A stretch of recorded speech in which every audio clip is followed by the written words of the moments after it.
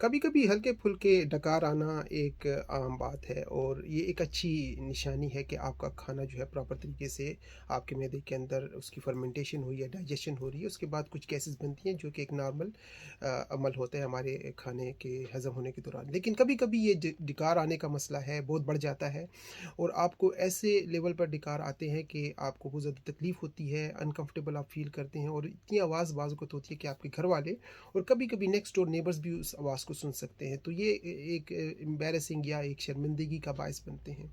तो आज हम देखेंगे कि डकार जो आते हैं बार-बार और ख़ासकर जो बहुत ऊँची आवाज़ के डकार आते हैं, उसके पीछे और कौन-कौन सी वजूहात हैं। आप इसको कैसे बेहतर कर सकते हैं, स्पेशली कुछ नेचुरल रेमेडीज़ और कुछ होम्योपैथिक रेमेडीज़ के साथ। और आखिर में मैं आपको कुछ टिप्स दूँगा जिसके ज़रिए भी आप बगैर दवाइयों के इस मसले को काफ़ी हद तक कंट्रोल कर सकते हैं।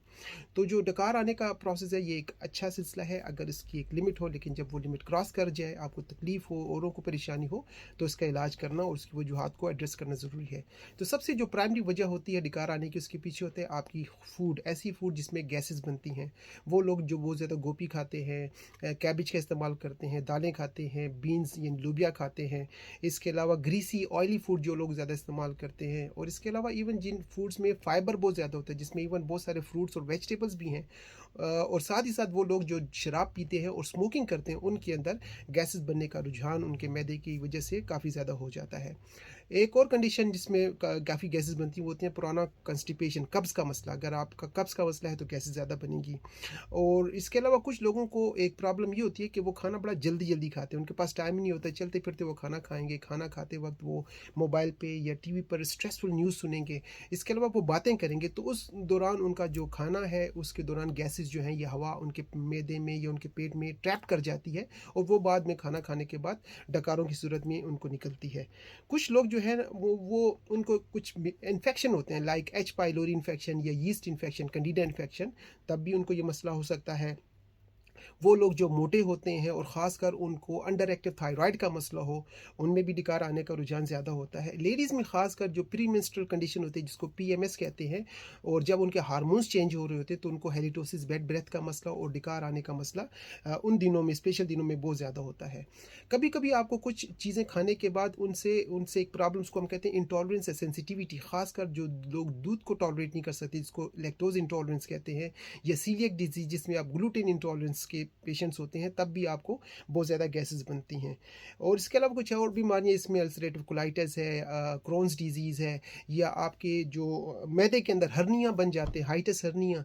तो ऐसे मरीज़ जिनको कुछ और मैदे से रिलेटेड कंडीशन हो, तो उनको रुझान होता है या तो बहुत ज़्यादा फ्लैचुलेंस का, ब्लोटिंग होने का, पेट के बढ़ जाने का, गैसेस के निकलने का। और जब वही गैसेस आपके मुंह के रास्ते से बाहर निकलती हैं, तो उसको बर्पिंग, बेल्चिंग, इरेक्टेशंस, या आम ज़ुबान में इसको डकार लेना कहते हैं। तो अभी नाज़रीन मैं आपके साथ टॉप 3 हर्बल रेमेडीज़ शेयर करूँगा। अगर आप इनको इस्तेमाल करते हैं तो आप देखेंगे कि इसका रुझान जो है बगैर दवाइयों के भी बहुत ज़्यादा बेहतर हो सकता है, क्योंकि दवाइयों से आप इस अगर सारी उम्र भी लेते हैं तो दवाइयाँ आप खाते रहेंगे, लेकिन बीमारी ख़त्म नहीं होगी।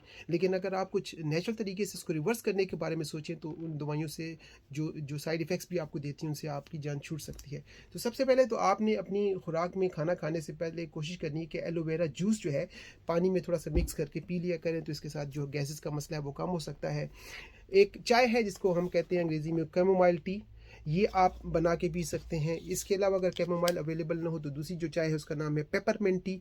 तो कैमोमाइल या पेपरमिंट आप थोड़ी देर गर्म करें, पानी को उबालें, उसमें ये चाय की पत्ती डाल दें, 10 से 15 मिनट इसको उबालने दें, उसको छानने के बाद आप इसको पी सकते हैं। अगर आपको जायके का मसला हो तो इसमें थोड़ी सी आप सिनेमन या जिसको हम दालचीनी कहते हैं वो ऐड कर सकते हैं। और एक और प्लांट जिसको हम कहते हैं एनी सीड या स्टार सीड, ये अगर आप इसमें डालेंगे तो आपको और मज़ीद एडिशनल बेनिफिट्स होंगे। तो ये वीडियो आप पॉज करके रोकें। पेपरमिंट, कैमोमाइल, एनी सीड या स्टार सीड आप अगर कहवा पिएंगे खाना खाने के बाद, तो आपको देखेंगे कि बहुत ज़्यादा अच्छे फ़ायदे होंगे अपने ख़ासकर डकार लेने के प्रोसेस में। आखिर में मैं आपके साथ शेयर करूंगा टॉप 3 होम्योपैथिक रेमेडीज़, क्योंकि होम्योपैथी में हम देखते हैं कि किसी बीमारी के पीछे वजह क्या है और आपको उसकी मुताबिकत से कौन कौन से सिम्टम्स फील हो रहे हैं। तो जो टॉप 3 होम्योपैथिक रेमेडीज़ हम नॉर्मली अपने पेशेंट्स को देते हैं, जिसके हमें बहुत अच्छे रिजल्ट मिलते हैं। सबसे पहली रेमेडी का नाम है अर्जेंटम नाइट्रिकम, और ये दवाई आपने लेनी है 30 या 200 की पोटेंसी में।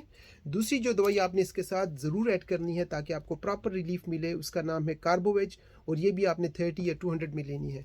जब आप दुकानदार के पास जाएँ तो उसे कहें कि यही दवाई आपको वो गोलियों की सूरत में बना दे, या आप कतरे ला के घर में खुद गोलियाँ बनाएँ, और ये गोलियाँ आपने दिन में 4 गोलियाँ, 3 गोलियाँ साइज़ के मुताबिक दिन में 2 से 3 टाइम चूसनी है। तो आप देखेंगे कि 1 महीने के अंदर ही आपके जो डकारों का मसला है, वो कितनी हद तक कम हो जाता है।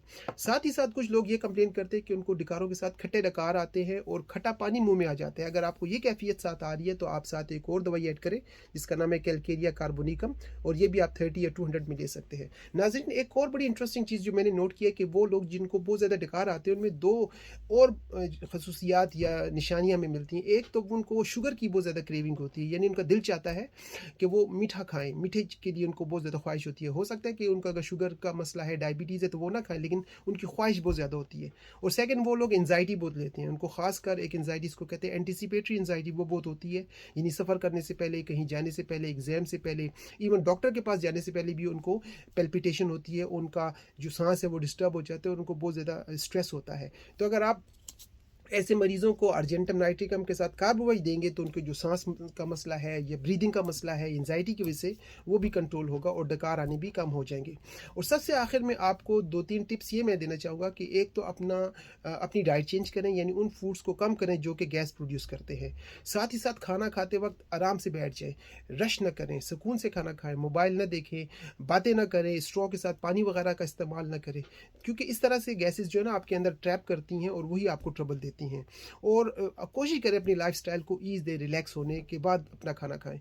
हमने सुना है कि जापान के लोग जो है ना वो खाने की समझे इबादत करते हैं। वो अपने खाने के कमरे में बिल्कुल सुकून से बैठते हैं, जूते बाहर उतारते हैं और सुकून से खाना खाते हैं। और आपने देखा होगा कि जापानीज़ लोगों की सेहत कितनी अच्छी है, कितने स्लिम, स्मार्ट, और उनकी स्किन कितनी बेहतर होती है, क्योंकि उनकी एक वजह उनके खाने की गुड जो है ना रूटीन होती है और प्रैक्टिस होती है। तो थैंक यू वेरी मच नाज़रीन। इसके साथ ही मैं इस वीडियो को बंद करूँगा, क्योंकि लोगों के पास टाइम है नहीं लंबी वीडियो देखने का। आपके साथ दोबारा मुलाकात होगी किसी और वीडियो में। अपना ख्याल रखें।